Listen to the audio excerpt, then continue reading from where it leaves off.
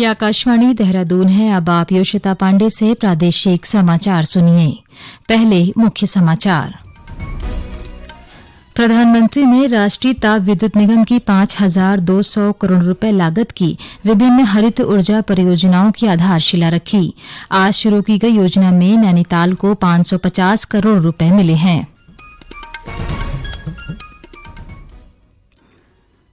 मुख्यमंत्री पुष्कर सिंह धामी ने कहा है कि विज्ञान और तकनीकी का उपयोग करते हुए इकोलॉजी और इकोनॉमी में संतुलन रखना है।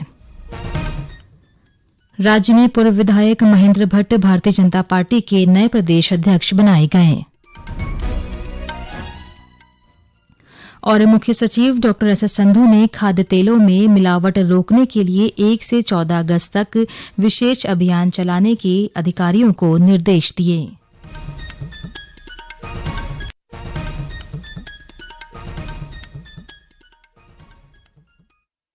स्वाधीनता के 75वें वर्ष के उपलक्ष्य में आजादी का अमृत महोत्सव के अंतर्गत आकाशवाणी समाचार देहरादून ने स्वाधीनता संग्राम और उसके गौरवशाली इतिहास पर विशेष प्रश्नोत्तरी कार्यक्रम शुरू किया है।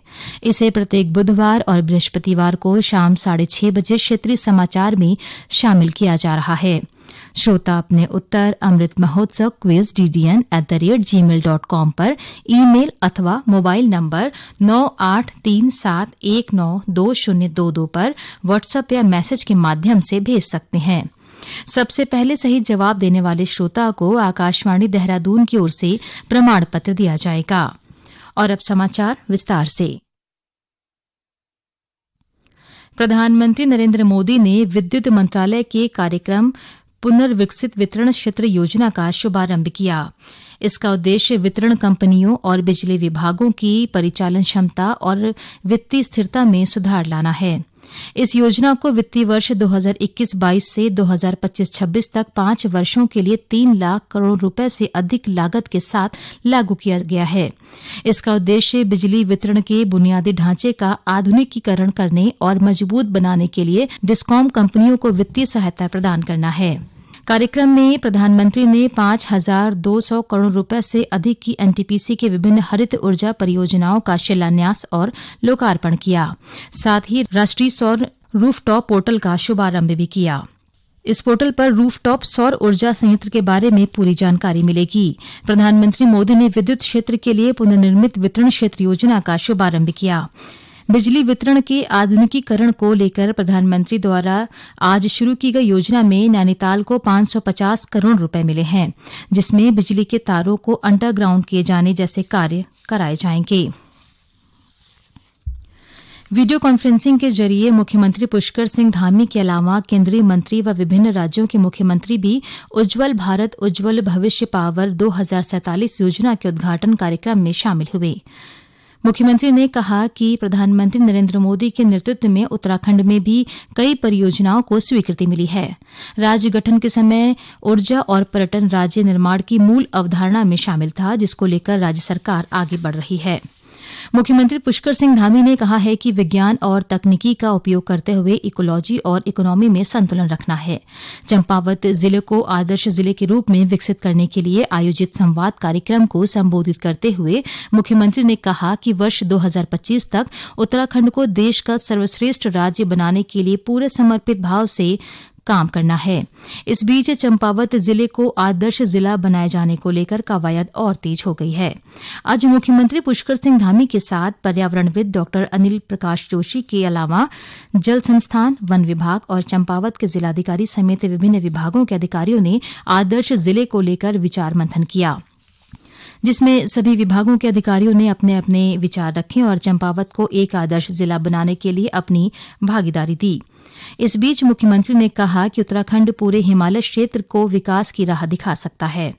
चंपावत जिले को मॉडल के रूप में लिया गया है। चंपावत में सभी तरह की भौगोलिक परिस्थितियां मौजूद हैं। यह न केवल उत्तराखंड बल्कि सभी हिमालयी राज्यों के लिए मॉडल बनेगा।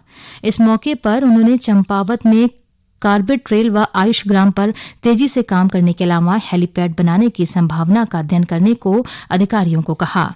इस बीच हेस्को के संस्थापक पद्म भूषण डॉ अनिल जोशी ने चंपावत को विभिन्न क्लस्टरों में विकसित करने और वैज्ञानिक दृष्टिकोण से काम करने पर जोर दिया। स्वास्थ्य मंत्री डॉक्टर धन सिंह रावत ने प्रदेश में डेंगू के रोकथाम के लिए सभी विभागों को तालमेल स्थापित करते हुए सहयोग देने को कहा है। उन्होंने कहा है कि डेंगू के प्रति व्यापक जन जागरूकता अभियान चलाया जाए। आज हरिद्वार में चिकित्सा स्वास्थ्य की बैठक लेते हुए श्री रावत ने कहा कि जहां डेंगू का प्रकोप ज्यादा हो रहा है, ऐसे क्षेत्रों पर विशेष ध्यान देना सुनिश्चित करें। उन्होंने कहा कि आगामी माह अगस्त से लेकर नवंबर तक हमें डेंगू के प्रति विशेष सतर्क रहना होगा। केदारनाथ, हेमकुंड, गंगोत्री और मसूरी में पर्यटकों की सुविधा के लिए रोपवे और हेली सर्विस की शुरुआत होने जा रही है। पर्यटन विभाग ने इन सभी परियोजनाओं से संबंधित रिपोर्ट तैयार कर केंद्रीय सड़क परिवहन मंत्री नितिन गडकरी को दी है। ये जानकारी देते हुए पर्यटन मंत्री सतपाल महाराज ने कहा कि केदारनाथ, हेमकुंड और गंगोत्री में पर्यटन विभाग डिली टूरिज्म को बढ़ावा देने पर काम कर रहा है। उन्होंने कहा कि इसके साथ ही मसूरी में भी रोपवे बनेगा, जिसको लेकर जल्द ही कार्य शुरू किया जाएगा। पर्यटन मंत्री ने कहा कि सुरकंडा में बंद किए गए रोपवे का मेंटेनेंस किया जा रहा है। ये समाचार आप आकाशवाणी देहरादून से सुन रहे हैं। भारतीय जनता पार्टी के राष्ट्रीय अध्यक्ष जेपी नड्डा ने पूर्व विधायक महेंद्र भट्ट को भारतीय जनता पार्टी का नया प्रदेश अध्यक्ष बनाया है। मुख्यमंत्री पुष्कर सिंह धामी से नवनियुक्त भाजपा प्रदेश अध्यक्ष महेंद्र भट्ट ने शिष्टाचार भेंट की। इस दौरान मुख्यमंत्री ने उन्हें बधाई देते हुए कहा कि महेंद्र भट्ट के मार्गदर्शन में प्रदेश संगठन को एक नई मजबूती प्राप्त होगी। इस बीच नवनियुक्त प्रदेश अध्यक्ष ने उत्तराखंड शहीद स्मारक में जाकर उत्तराखंड के शहीदों को पुष्पांजलि अर्पित की और दीनदयाल उपाध्याय पार्क में दीनदयाल उपाध्याय की प्रतिमा पर पुष्पांजलि अर्पित की।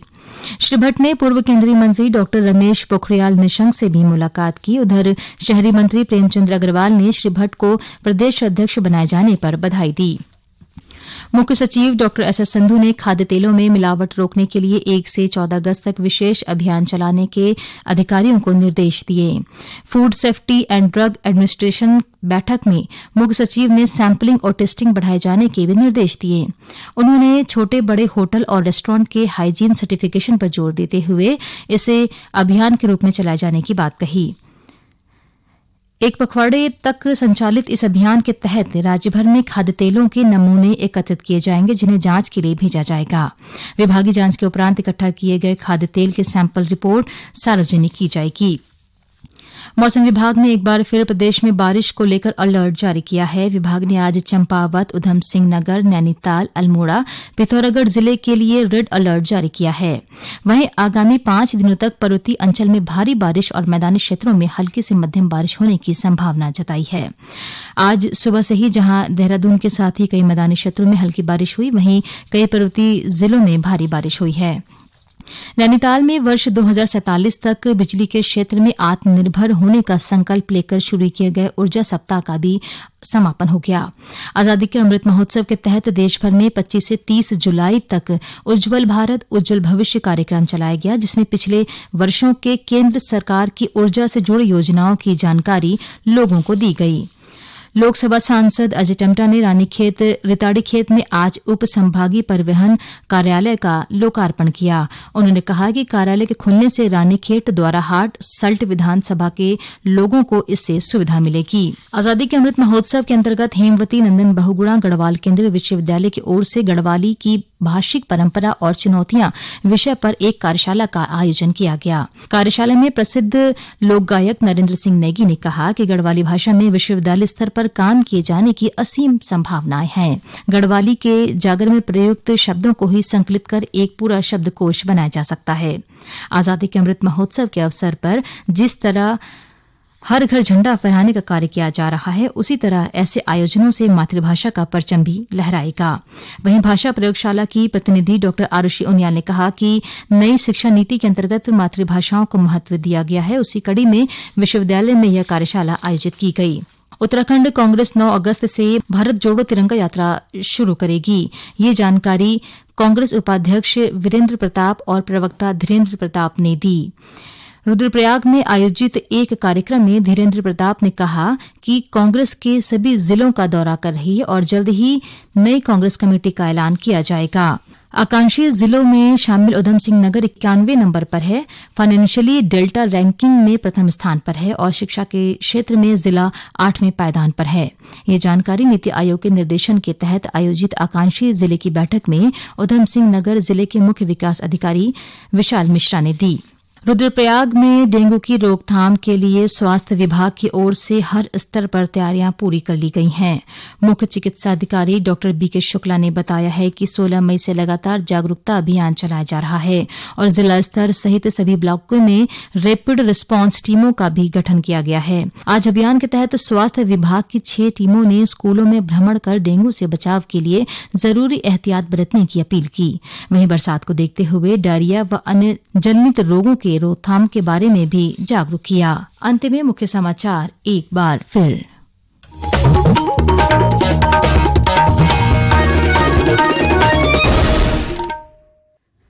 प्रधानमंत्री ने राष्ट्रीय ताप विद्युत निगम की 5,200 करोड़ रुपए की लागत की विभिन्न हरित ऊर्जा परियोजनाओं की आधारशिला रखी। आज शुरू की गई योजना में नैनीताल को 550 करोड़ रुपए मिले हैं।